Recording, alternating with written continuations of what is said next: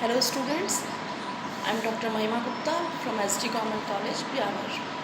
आज मैं आपके सामने बात करने वाली हूँ ब्रांच अकाउंट्स के बारे में। हमारे लास्ट वीडियो में आपने डिपार्टमेंटल अकाउंट्स के बारे में समझा। अब मैं आपको ब्रांच अकाउंट्स के बारे में जानकारी देने वाली हूँ। ब्रांच अकाउंट्स के बारे में जानने से पहले हमें ये जानना होगा कि ब्रांच क्या होता है। आज हम देख रहे हैं कि कॉम्पिटिटिव मार्केट में बिज़नेस को जितना एक्सपांड कर सकते हैं उतना ही हमारे लिए हमारी प्रॉफिटेबिलिटी इंक्रीज़ होगी। तो बिज़नेस को एक्सपांड करने के लिए एक बिजनेसमैन हर संभव प्रयास करता है। उसी में से एक है ब्रांच खोलना। ब्रांच यानी शाखा के माध्यम से एक व्यवसायी अपने माल और सेवा को दूर दूर के स्थानों तक पहुंचा सकता है।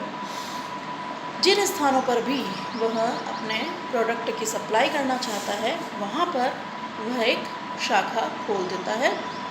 उस शाखा पर पूर्ण नियंत्रण उस मेन बिजनेस का रहता है, जिसे हम प्रधान कार्यालय हेड ऑफिस के नाम से जानते हैं। ये जो ब्रांच होती है इनका कार्य होता है व्यवसाय में वृद्धि करना और स्थानीय ग्राहकों को माल की पूर्ति करना और उनसे जो वसूली हो उसे हेड ऑफिस तक पहुंचाना।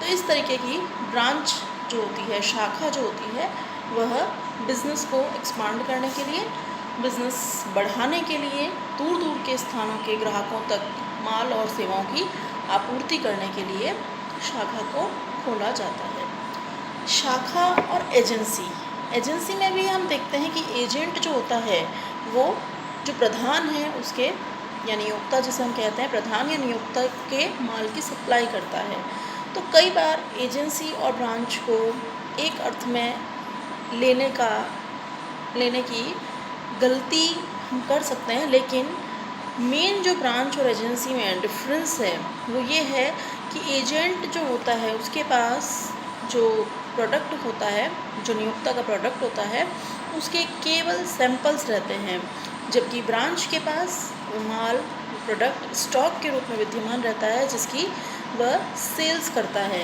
जबकि एजेंट के द्वारा जो है वो केवल उसकी सप्लाई की जाती है। वो कस्टमर से ऑर्डर लेता है, अपने नियोक्ता को इन्फॉर्म करता है और उस ऑर्डर की सप्लाई नियोक्ता के द्वारा वहाँ तक की जाती है। मीन्स एक तरह से ऑर्डर लेने का काम जो है वो एजेंट के द्वारा किया जाता है। लेकिन ब्रांच के पास स्टॉक विद्यमान रहता है और वो अपने कस्टमर्स को उस माल की सेल्स करता है। साथ के साथ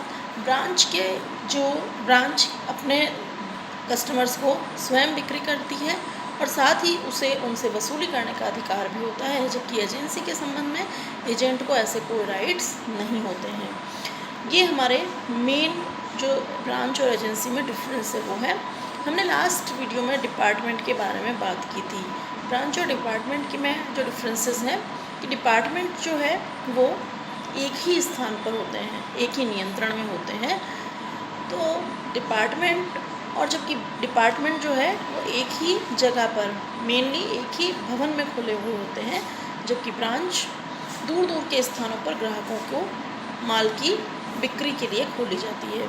जब किसी भी ऑर्गेनाइजेशन के द्वारा अलग अलग तरह की वस्तुओं का उत्पादन किया जाए या उसका उत्पादन बहुत सी प्रक्रियाओं के द्वारा किया जाए तो उसके द्वारा अलग अलग विभाग खोले जाते हैं।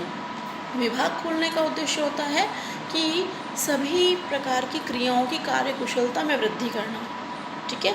लेकिन ब्रांच खोलने का उद्देश्य होता है लाभदायकता में वृद्धि और सेल्स में वृद्धि। दूर दूर के स्थानों पर जो हमारे ग्राहक हैं उनको हम माल की बिक्री कर सकें, इसके लिए हम ब्रांच ओपन करते हैं। तो ब्रांच और डिपार्टमेंट में ये डिफरेंस हमने सीखा।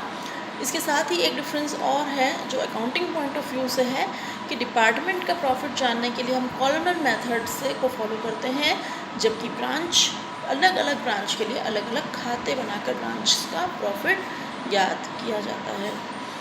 अब हम बात करते हैं कि ब्रांच अकाउंटिंग के क्या उद्देश्य होते हैं। ब्रांच अकाउंटिंग का उद्देश्य यही है मेन कि अलग अलग ब्रांचेस की प्रॉफिटेबिलिटी को कैलकुलेट किया जा सके। एक दूसरे ब्रांच की इंफॉर्मेशन को यदि हम दूसरी ब्रांच के सामने एज ए मॉडल यदि उसे प्रस्तुत किया जाए तो इससे ब्रांच में आपस में कंपटीशन बढ़ता है, जिससे एक ब्रांच दूसरी ब्रांच को देख के इंस्पायर होकर बिक्री बढ़ाने का प्रयास करती है। इसका एक और ऑब्जेक्टिव ये भी है कि इससे ब्रांच अकाउंट्स के माध्यम से हेड ऑफिस का ब्रांच पर कंट्रोल रहता है, क्योंकि उसे ब्रांच की सारी इन्फॉर्मेशन मिल जाती है। ब्रांच अकाउंट्स के लिए जो इन्फॉर्मेशन ब्रांचेस के द्वारा भेजी जाती है, उससे हेड ऑफिस को समय समय पर यह भी ज्ञात रहता है कि ब्रांच के पास कितना रोकड़ शेष है, कितना स्टॉक है आदि। आई होप कि आपको यहाँ तक सब कुछ समझ में आया होगा। कल हम ब्रांच अकाउंट्स के प्रैक्टिकल एस्पेक्ट्स के बारे में नेक्स्ट वीडियो में बात करते हैं। Okay, thank you.